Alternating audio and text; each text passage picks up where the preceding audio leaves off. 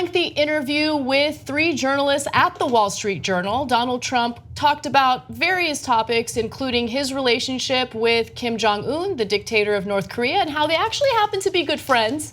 And also the topic of immigration and how he believes DACA and Dreamers are 2 completely different things. Now, let's start off with the topic of North Korea, something that some people have been very concerned about, considering the fact that Trump seems to continuously stoke tensions between himself and the dictator of North Korea. Here's what the Wall Street Journal asked him. You think North Korea is trying to drive a wedge between the 2 countries, between you and President Moon, of course, referring to President Moon of South Korea? Trump responded with, I'll let you know within the next 12 months, okay, Mike? And the Wall Street Journal reporter responded back with, sure. But Donald Trump continued, I will let you know, but if I were them, I would try. But the difference is I'm president. Other people aren't. And I know more about wedges than any human being that's ever lived. But I'll let you know, but I'll tell you, when you talk about driving a wedge, we also have a thing called trade, and South Korea brilliantly we have a trade deficit with South Korea of 31 billion a year. That's a pretty strong bargaining chip to me. And then there was more to his answer, which I'll get to in just a second, but I feel like you're dying to jump in, Brett, so please do so. I know more about wedges than anyone who ever lived. Sand wedges, pitching wedges. Tiger Woods has nothing on me. Salad comes in wedges sometimes. A woman's shoe, there's a wedge type shoe. Do you think anyone else could list the number of wedges that there are? Me, the most of anyone. No, but he thinks he knows more than anyone on any given topic. He is the most athletic, he is the healthiest. That was the running theme. That was the only thing he was consistent on throughout this entire interview.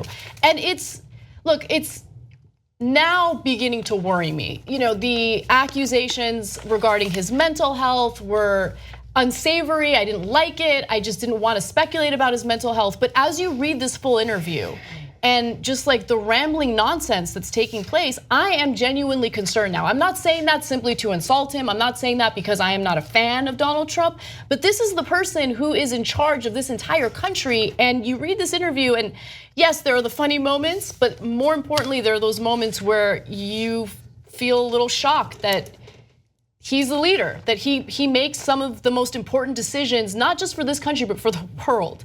So Maytha, jump in. He's an entertainment star. That's his background, besides like creating a methodology, a business methodology of building an empire based on bankruptcy, chapter 7 bankruptcy lawsuits, right? He just specializes in the soundbite. So he's piecing together sound bites. This is what this interview narrates to me. And the problem is he doesn't want to thoroughly engage. At one point, they went back and forth about something being front page coverage or full page coverage, and that's all he's concerned about. And that's really how superficial he engages all these topics. So again, he has all these sort of missteps. But to me, I engage him with ego 101. We know he's a narcissist, and that might be classified in some sort of psychological analysis of his, unfitness to be president.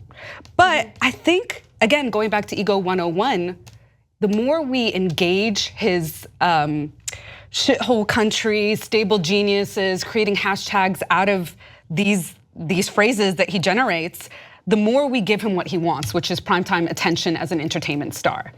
And it's at work here. The whole argument, or the reason that he's talking about North Korea here is because the question that the Wall Street Journal was going to ask him was, so when it comes to some of these decisions you have to make this month on aluminum, steel, the 301 case, does that, it reads in the transcript, ... crosstalk. And then he just goes, for instance, at the very beginning, Obama felt North Korea was his biggest problem. So he knows he's getting a question about specific decisions he has to make revolving around specific policy issues that he doesn't understand and can't enumerate. The only thing it is clear to me that he has memorized, that he really knows, is, to his credit, the size of the trade deficits Right. that we have with other countries, which you Right. probably memorized because he knows that sounds impressive. To be like, listen, our trade, and that's what people around a water cooler that have a vague understanding of like, we have trade deficits. They like they're here 31 billion with South Korea. Wow, that's it. And the other numbers that he's memorized are how many people went up against him in the primaries that he quote vanquished. Right, and so he gets to how amazing he is later. But the resignation, just one last thing about that, is like the resignation in the voice of the Wall Street Journal is the same feeling that I have, where he's like, I'll let you know within the next 12 months my decisions, okay, Mike? And the Wall Street Journal just goes, as you read, sure.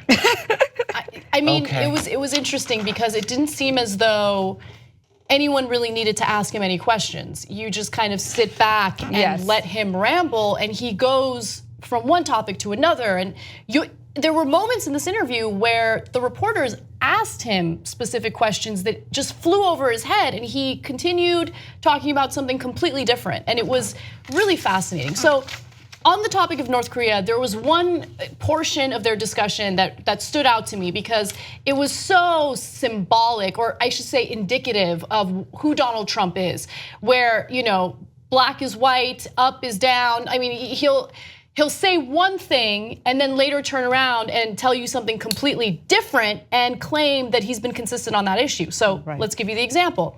He said, Donald Trump, I probably have a very good relationship with Kim Jong Un of North Korea.